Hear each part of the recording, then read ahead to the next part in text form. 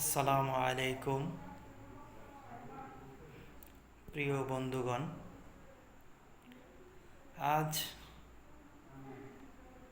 আপনাদের সাথে কিছু গুরুত্বপূর্ণ কথা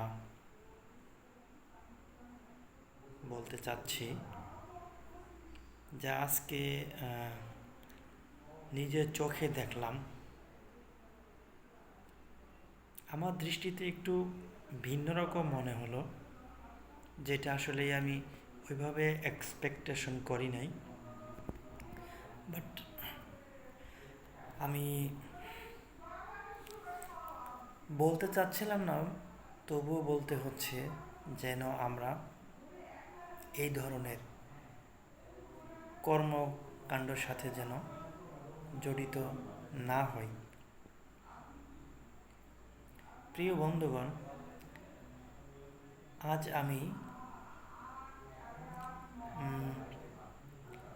মাগরিবের নামাজের সময়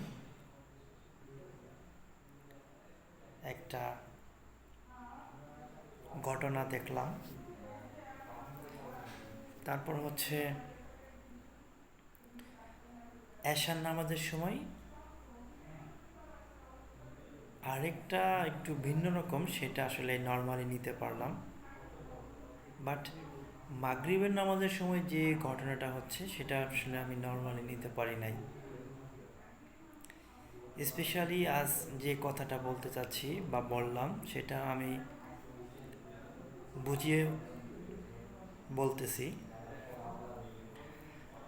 আমরা মুসলমান, আমরা মুসলিম, আমাদের ধর্ম হচ্ছে ইসলাম। সবার আগে শুকরিয়া আদায় করি আলহামদুলিল্লাহ, আজ যে ঘটনাটা ঘটছে মাগরিবের নামাজের সময়,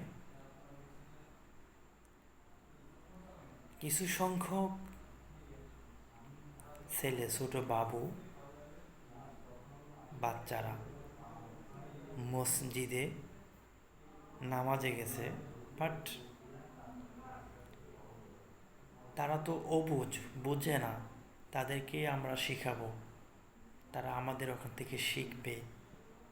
এখনই তো আসল সময় শেখার। কিন্তু আজকে মসজিদে যে ঘটনাটা ঘটছে, কিছু সংখ্যক বাচ্চারা নামাজের সময় হয়তো বা একটু চিৎকার চেঁচামেচি ওইভাবে করে নাই, হালকাভাবে মুচকি হেসে হয়তো বা একটু করছিল। কিন্তু গুরুত্বপূর্ণ ওই মানুষটাও ছিল, বাট সে বয়স্ক একজন মুসল্লি,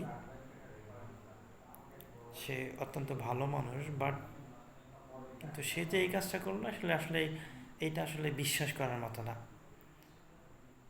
ফরজ নামাজ শেষে বাচ্চাদের একটু জোর গলায় বলে বাচ্চাদের বের করে দিল, কিন্তু এটা কিন্তু নিয়ম না। তাদেরকে বোঝাতে হবে, তাদেরকে সান্ত্বনা দিতে হবে নামাজের সম্পর্কে। তারা যে মসজিদে আসছে, এটাই তো আলহামদুলিল্লাহ, তারা এখন শিখবে, তাদের শিখার সময়। কিন্তু তাদের সাথে ওরকম বিহেভ করলে হবে না। সবার কাছে আমার একটাই অনুরোধ, বাচ্চারা যখন মসজিদে নামাজ পড়তে যাবে, তাদেরকে কেউ ওইভাবে তাড়িয়ে দিবেন না। তাদেরকে 2 4 5 জন যদি থাকে, তাহলে মাঝখানে মাঝখানে বাচ্চাদের রাখার চেষ্টা করবেন। ওইটা গেল। আর এশা নামাজের সময় যে ঘটনা হচ্ছে, আমি আরেকটা মসজিদে নামাজ পড়তে গেছি। সেই মসজিদে তৃতীয় কাতারে আমি দাঁড়াইছি, একটু পিছনে গেছিলাম।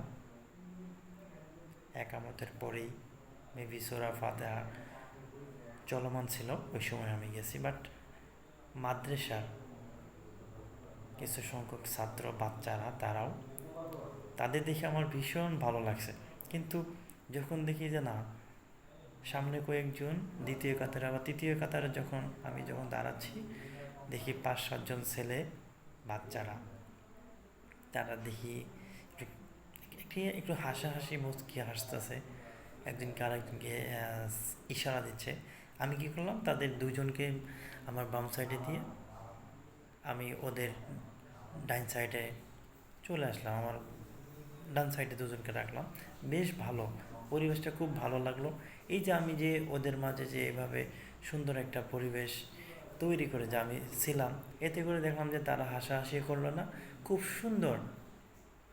বাহ, আমার কাছেও বেশ ভালো লাগলো। তারা এই যে আচারটা, মানে শিক্ষাটা যে আজকে নিল, তারা সেটাকে ভুলবে? তাদেরকে এইভাবে বোঝাতে হবে, বলতে হবে। ভিডিও অতটা বিলম্বে করব না, আমি অবিলম্বে ভিডিও শেষ করতে চাচ্ছি। তার আগে আবার বলে দিচ্ছি যে বাচ্চারা যখন মসজিদে যাবে তাদের সাথে সুন্দর আচরণ করে তাদেরকে মসজিদে আসার জন্য অনুপ্রেরণা, উৎসাহ জাগাতে হবে। তাদের সাথে ধমক দিয়ে কথা বলা যাবে না, তাদেরকে আরও মসজিদে আসার জন্য বলতে হবে। তারা এখনই শিখবে আমাদের ওখান থেকে। সম্মানিত দর্শকবৃন্দ, সবাইকে অসংখ্য ধন্যবাদ।